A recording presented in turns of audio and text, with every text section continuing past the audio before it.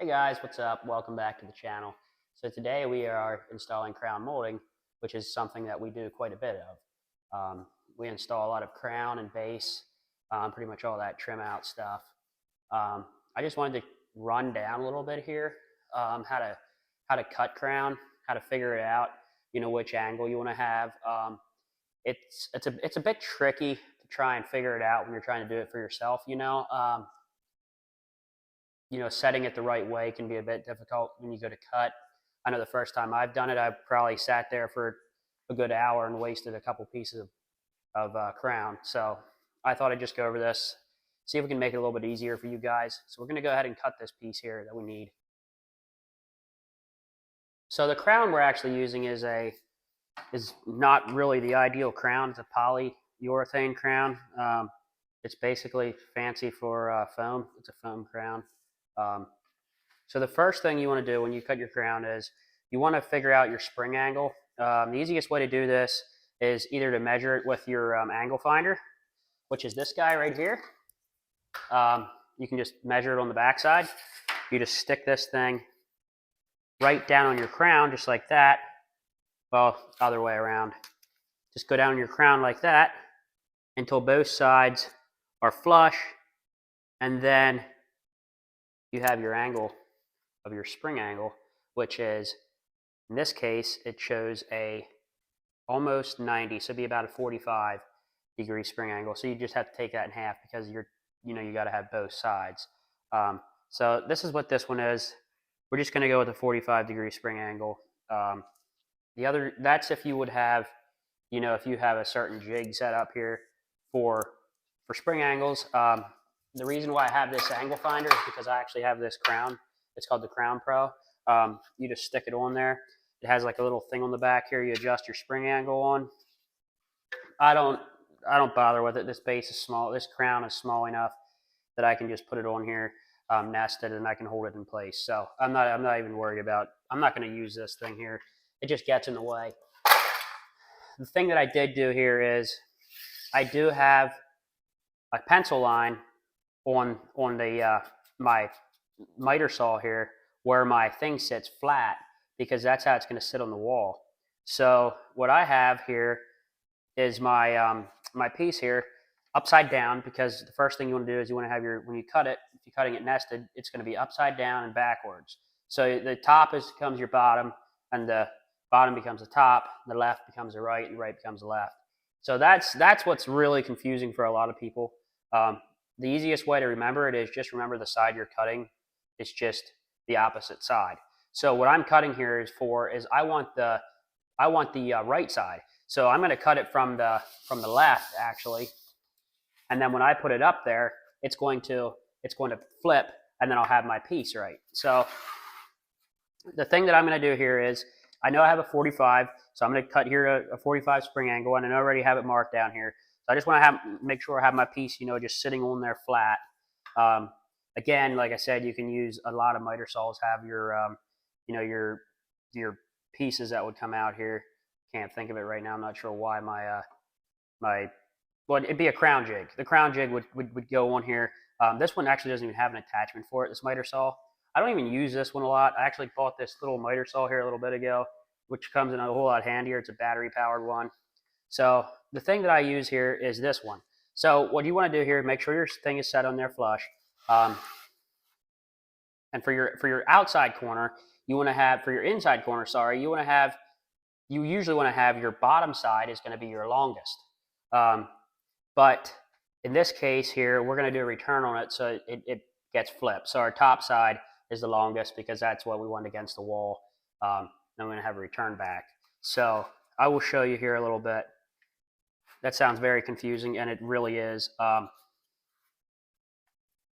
It's basically, what we're basically doing is making, if you have a return here on your crown, you're flipping it, you're making it an inside corner, you're actually turning it into an outside corner.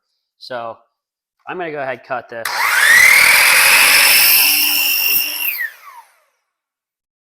All right, so this is how it's going to be up on the wall. We know we want to have that end over against.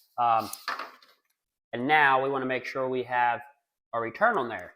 So I already have my piece cut for my normal crown piece. Now the same thing for the return here, the piece you want to cut. But the thing you want to keep in mind here when you're cutting your return is you just want to, if you cut it this way, you just want to make sure you cut it the opposite way for this time. Because you want that return to be, back towards the wall, and your angle is going to be different.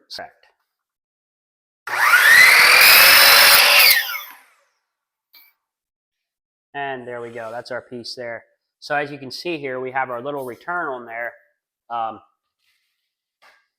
Took a couple tries there. I'm not sure why. This is the first time I'm doing returns on this job, so you do kind of get, even for somebody that's doing it a little while here, it still throws you off every now and then. Okay, so this is what your return's going to look like. This is going to be on your left side as you walk in. So this is going to go up against the wall right like that. And then for our other piece, we just want to cut it, a straight cut, because it's going to butt into another piece of crown. So I actually need to go measure that, see what that piece is.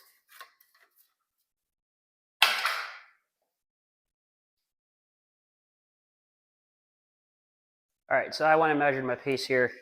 I need a piece here at 77.5. We just want to do a straight cut on that, not a 45.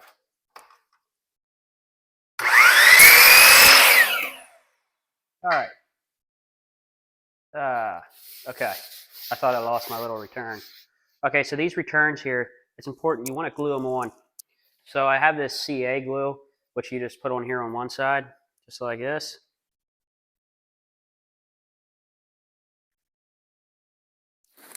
And then you spray this this thing here that speeds up the glue, the activator on there. Now, when you put this piece on here, you only have a few seconds before it's hard. All right, so there we go. That's good there. That's glued already. Stuff's crazy. If you get it on your hands, it's also hard to get off. So we have our piece here. As you can see here, we have our return on there. This is going to go back against the wall right like that. So when you look up, it's going to look like a capped end. It'd be right like when you're on baseboard, you always put a return on there. If you have a, if you end your corner, you just 45 it. Put your cap on there. We're going to go install this now. So right here is our piece, our section we're going to be installing. It's going to be going up against the ceiling here, which is where crown goes. Make sure we cut it right length. And we're looking good. It's actually a little snug, by about an eighth, which is fine. Again, we have our piece here. We're joining with another piece. So we just want to glue these together so that in the future, those joints don't get bigger and look ugly.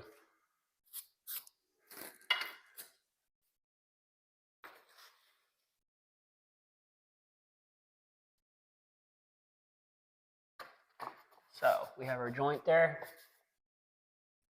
which honestly you can't hardly even see. Once we sand it all down and put our paint on there, you'll never see it. This type of crown didn't come in any longer lengths, which, like I said, it was kind of a weird type of crown. So that's why.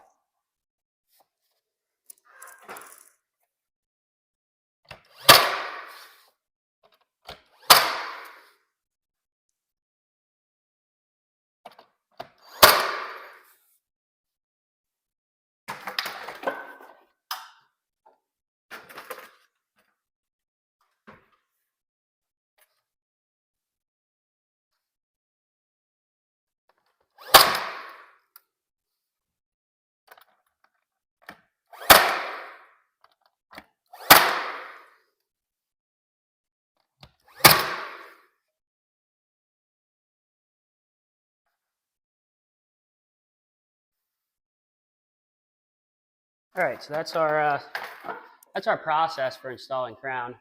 It's not hard once you get the whole idea of it. It's more or less just figuring it all out. Just got to remember, your crown is upside down and backwards. your right's your left. That was the hardest part for me. It wasn't even the upside down. It was just the right is the left side and the left is the right side. So when you cut, you just want to imagine your right hand here is going to just get flipped and it's going to go over here to this side, you know. So it's weird. Your right hand's going to be over here, fully rotated, up on the wall. So, you know, it's a process. You kind of get to learn a little bit of it as you go, and you get better at it. You can't learn it. You can't learn it in half an hour. It takes a little bit. So